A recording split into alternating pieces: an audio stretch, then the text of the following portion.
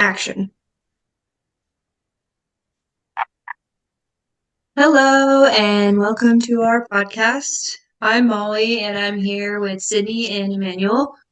Today we're going to be diving into some questions that were inspired by the book we've been reading for this class. It's called A Tale of Two Funerals: The Throw Rug and the Tapestry.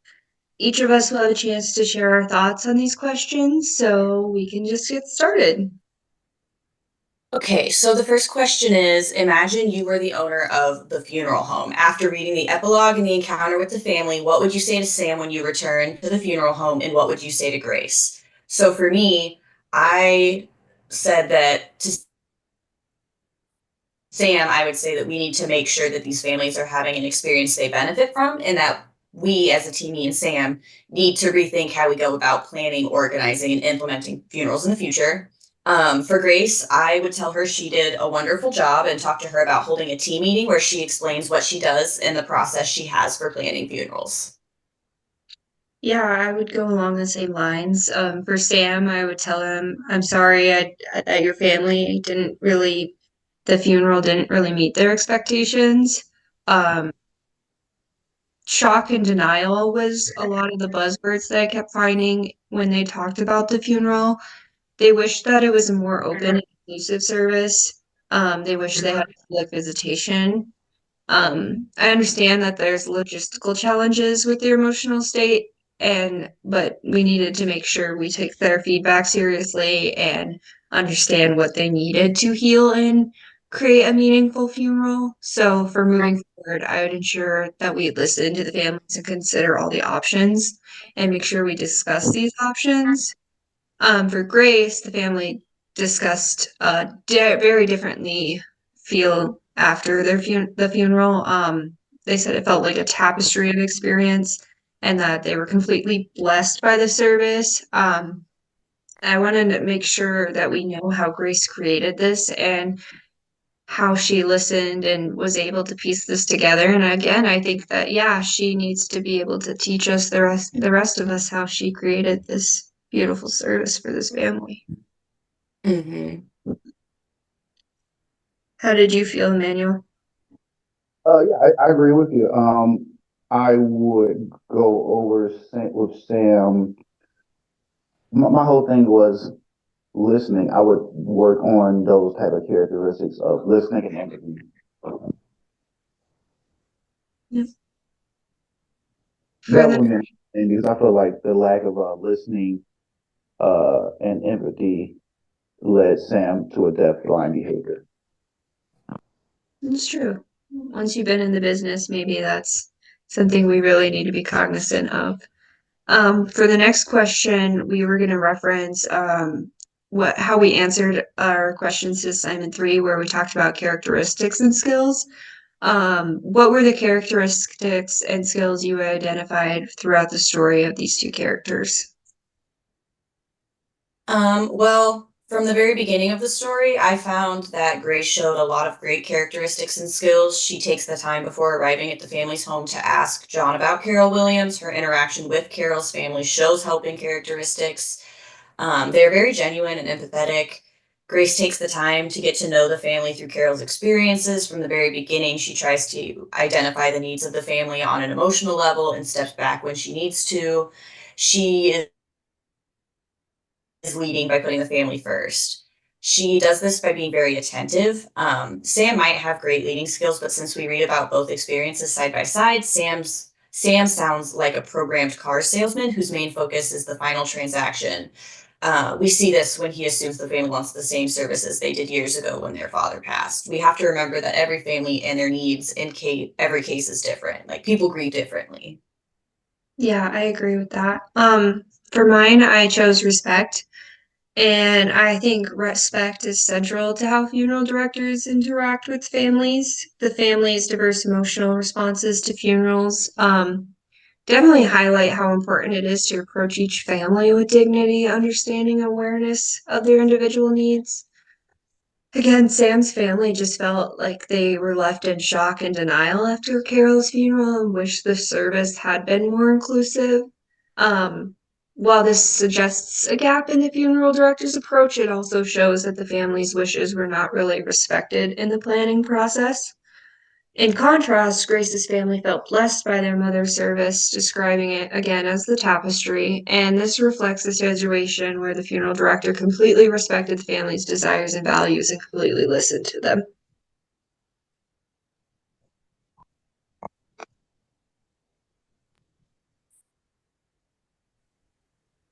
All right. And then I know Emmanuel mentioned earlier about empathy. Do you have anything else you have to say about empathy in regards to this question?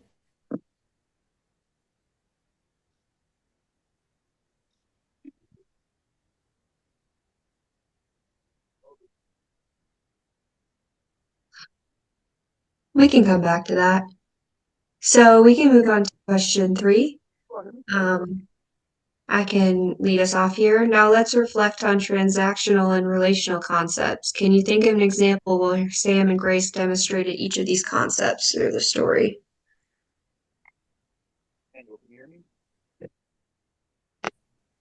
I think I'm hearing Emmanuel, but he's not very loud. Can you hear me? Kinda. I vaguely. Okay, so There you go.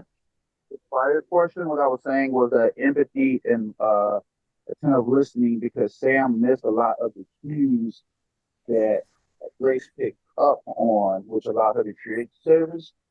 And now for this portion, for question 3, I was getting into the fact that Sam had a canned funeral service. He led by being uh, efficient but not effective.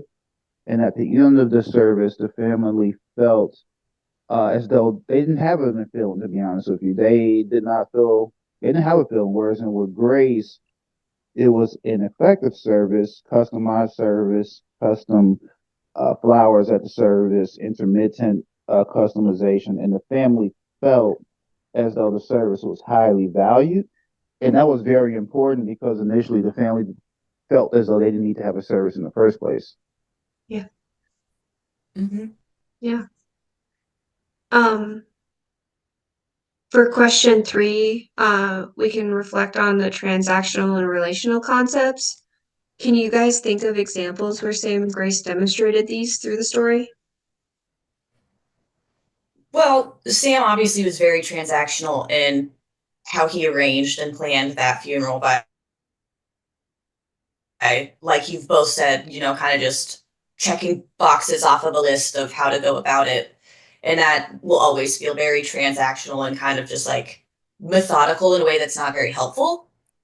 Whereas Grace, it seems as though she like really listened to the family and it was more like a session where they just kind of told stories and hung out and chatted about their mom and all the good that she had done. And so like I would say both of those are examples of one of them being more transactional, one of them being more relational.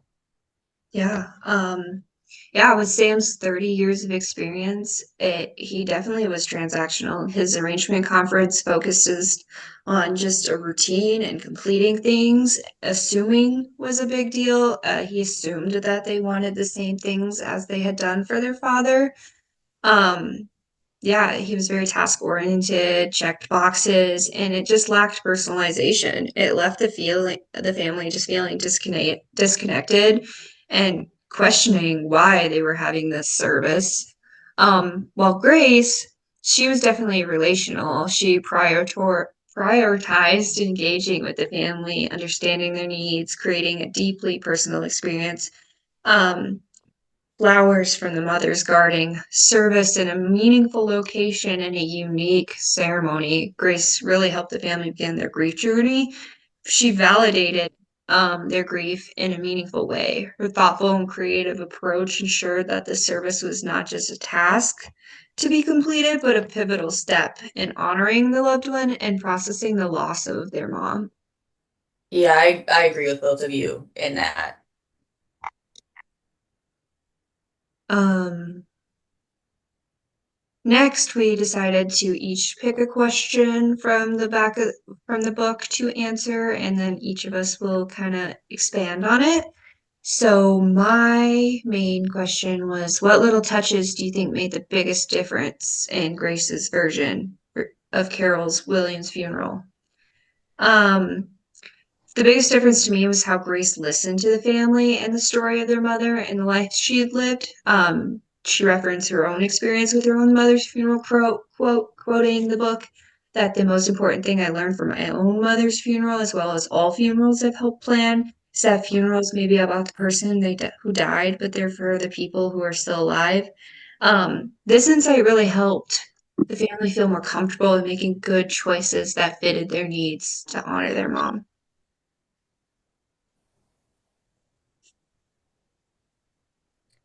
Yeah, I said that I think that how they did the flowers was a really nice detail to add to the service. You know, like the mother grew them, and those are always a labor of love. It's like when you go to a funeral for maybe an older woman that used to quilt, how they'll have all of those quilts she's ever made hung up along the walls. Like it's just something that's very personal and kind of shows like one what they liked, what their hobby or passion was. Showed him as a human being. Yeah. What do you feel, Emmanuel? No, I agree. A lot of it goes back to my helping characteristics, empathy, listening, uh, even going down how they held their committal services differently. Um, so that's just a high level. It's gotten really repetitive for me, and that those skills differences and helping characteristics made a difference in their service delivery. Yeah. Another question was from the opening paragraph. Sam and Grace approached the topic of dissertation differently. With Jen and Jack, what can we learn from each of their styles? I said that from Grace, we can learn to better listen to the families we service. And from Sam, I said we learned what not to do. We learned that he can plan and host a funeral, but it's very generic and not as helpful as it could be.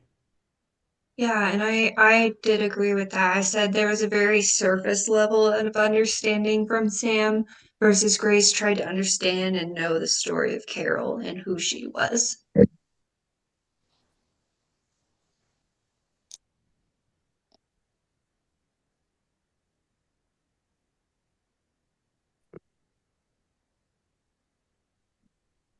Yep.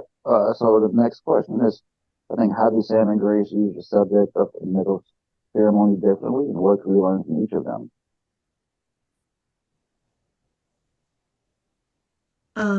Grace showed us how to listen to what the family needed and to create a meaningful committal. Sam tried to steer the family into the direction that was easiest for him to complete and didn't really consider how it affected the family in the end. Yeah, and I said that from Sam, we can learn how to be an efficient funeral director and how to get things done. But from Grace, we learn to be both efficient and effective, which I think, in my opinion, is the more important one is to be both rather than just one. I agree, and I agree, and I think that Grace added to her efficiency by leveraging the skills of the celebrant um, to streamline that process to hyper personalize, and it was both efficient and effective. Mm-hmm. Okay, so our final question is reflecting on your own experiences and beliefs, what, if any, impacts will this book have on your role as a funeral director or in serving families? I said I will be more thoughtful in the planning of funerals. I think it really depends on the person and what is meaningful to them, and will do my best to make the funerals I plan be both helpful and meaningful for everyone, regardless of beliefs. Like, I personally am somewhat religious, but my beliefs should not at all come into play with what someone else would want to happen. Um, and I will say it does seem, at least for me, that a lot of the funerals I've worked are all really similar. Like they're kind of like cookie cutter, you know? The only difference is like the personal touches like photos and important things that would be displayed. Um, the book reminds us that unique personal funerals will help family and community grieve the loss better. For me, I really wanted to focus and learn how to be more intentional in discovering the unique stories of and traditions of each family I work with. I don't want to rely on the one size fits all. I want to work harder to incorporate the family's values, culture, and emotional needs. Um, I want them to be aware of every option that is available, and um, from visitation formats to personalization of their rituals or where they want to hold the funeral. I want them to feel empowered to make the choices that feel right for them and their family. Yes, I think that this is very important because in the funeral industry, there's a preconceived notion that cremation is killing our industry, or ineffective services are not giving families a reason to even understand the importance of having a service, which is also killing our industry. So I think it's important for us to educate clients, the families, why we have services, perform effective services, some efficient but highly effective services, and to keep our industry from becoming automated. Yeah, I think those are all very wonderful points, and I Mhm. hope you guys enjoyed reading the book as much as I did. I definitely have shared this book with family members to show them kind of a glimpse of what I want to do with my future, and I think it's an important book, and it definitely realized and opened my eyes towards many things. So I'm Oh yeah. glad. Thank you guys for joining on this podcast. I really loved hearing your inputs, and um, yeah, thanks for showing up. Yeah, thank you for hosting. Anyway, thank you guys. Happy holidays. Yeah. Or You take as well.